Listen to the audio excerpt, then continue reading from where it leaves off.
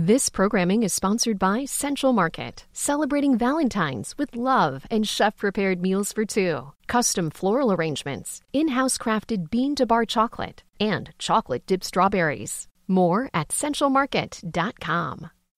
This is the Engines of Our Ingenuity, made possible by the Friends of KUHF Houston. Today, a small item creates a large impact.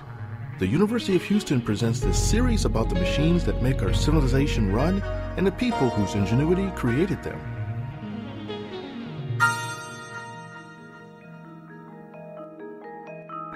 At the end of the last century, there was much talk about the best inventions of the 20th century.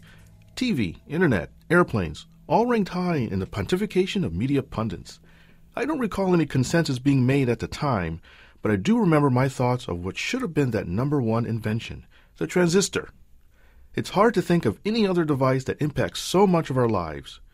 Without transistors, we would not have compact personal electronics, smartphones, smart appliances, or smart anything. A personal computer would be unthinkably huge, and forget about putting a cell phone in your pocket. Transistors form the building blocks of computer chips and are part of all modern electronic devices. Our advanced society is owed to this tiny, overlooked piece of technology. Before transistors, we had to use vacuum tubes to control electrical circuits.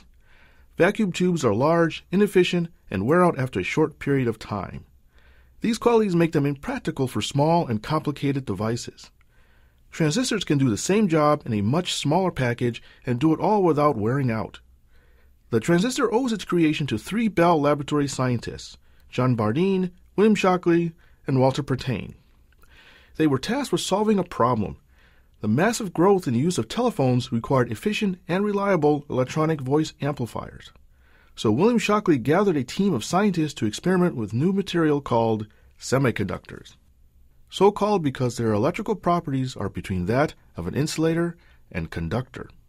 Semiconductors had first seen extensive use in World War II radar systems. Shockley's team decided to see if they could use these unique properties to build a better amplifier. Their experiments in 1947 produced a crude electronic device made with a germanium crystal and gold. This odd device made it possible to control a large amount of power with just a small power input. It was primitive and not very small, but it worked. Shockley went on to personally perfect the design from the crude and cranky version first developed by his team. By the 1950s, transistors were being mass-produced and would go on to revolutionize the world. Transistors were not an instant hit. The early years were plagued with expensive production costs and marginally useful qualities.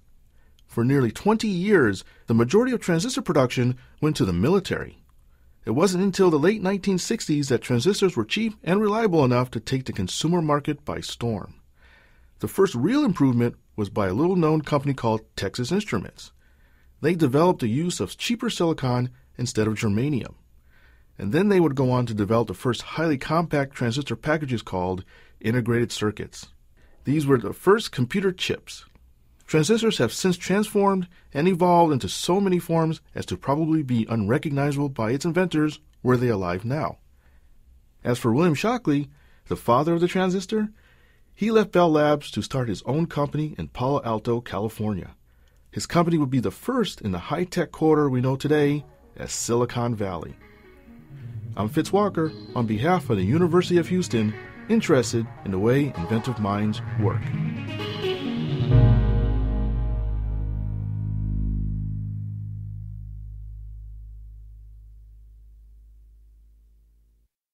This programming is sponsored by Trinity University, home to a community of diverse creators, innovators, and scholars driven to lead with energy and empathy. More information at trinity.edu/values.